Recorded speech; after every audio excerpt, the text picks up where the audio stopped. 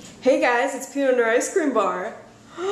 And Chelsea! Here we are back to character videos, and I know last time we talked about Chelsea's backstory before and after his little run-in with Mars, so today we're going to talk about that. So we already know that Chelsea is, for lack of a better word, some kind of demon. From his human beginnings as a psycho killer to his newfound love for inflicting torture on people without actually physically touching them, he's been an all-around bad dude. But let's remember that this whole no-touch method is new for him. And, you know, for most of his life he's been the come over here and I'll beat you to death with my bare hands, so he's definitely not perfected his no-touch method yet. Knowing this, we should not be surprised to learn that one of his projects went horribly, horribly wrong, and his failed project actually hired someone to seek sweet hot revenge on Chelsea, like spicy barbecue. Let's call this hired revenge person a witch, just for ease of communication. When the witch summons Chelsea, he doesn't think anything of it. Her contract is a pretty intriguing one. She's after an ancestral wedding ring that she wants him to find, and in exchange, she's going to give him her whole self. Now, human sacrifice is a new thing for Chelsea. He's never gotten that before, so he's like too pumped, way too pumped, just too pumped about what crazy powers that's going to give him back in Cerebell to even think about if that is sane or rational or normal. And, you know, in his mind, he's already forgotten about his last victim, his last summoner, and so in his mind, everyone else has as well. It's just not a thing anymore. He's never been a guy who thinks, you know, my actions, they might have consequences.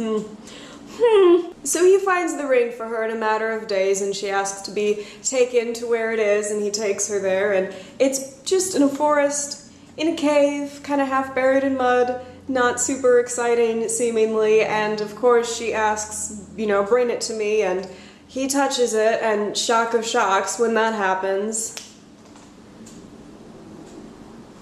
Okay, I was trying to do like a caught in an object kind of weird hand motion, but I don't think I'm capturing it. This is like a wave or something. So when Chelsea touches the object, he becomes trapped inside. His soul, his essence, his spirit, his, you know, whatever you want to call it, however you want to think about it, it gets trapped there and he loses his physical form. The witch then continues to bless the ring, bury it, bless the ground, bless the cave, and then, you know, walk up on out of there. Like a bamf. Because that's really all she can do to contain him, and that works for almost 150 years. While buried in the ground, Chelsea's memory is spotty at best. It's kind of like he's sleeping the whole time, and then even when he happens to wake up, waking up feels more like a dream than anything else. So let's do a time jump. Time, of course, changes the landscape that he's in, and his forest is pretty much gone. It's flattened to make way for agriculture, and unfortunately,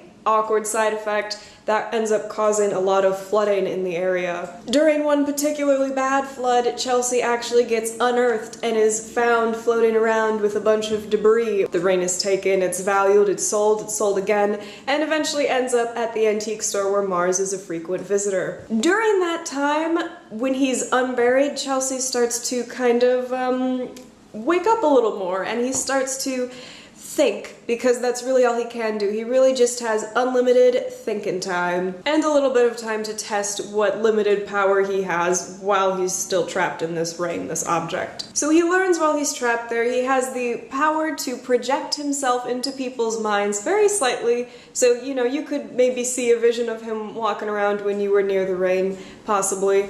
And he also can move the ring a little bit sometimes, but that's pretty much all he can do. So we know that Mars is intrigued enough by this that he eventually buys the ring and takes it home, but by no means was Mars the first person or the only person to see Chelsea walking around being a mysterious specter. So I think I'm gonna actually cut this off here. This is probably gonna have to be 2 videos long. Thank you guys for watching, and I will talk to you all very, very soon.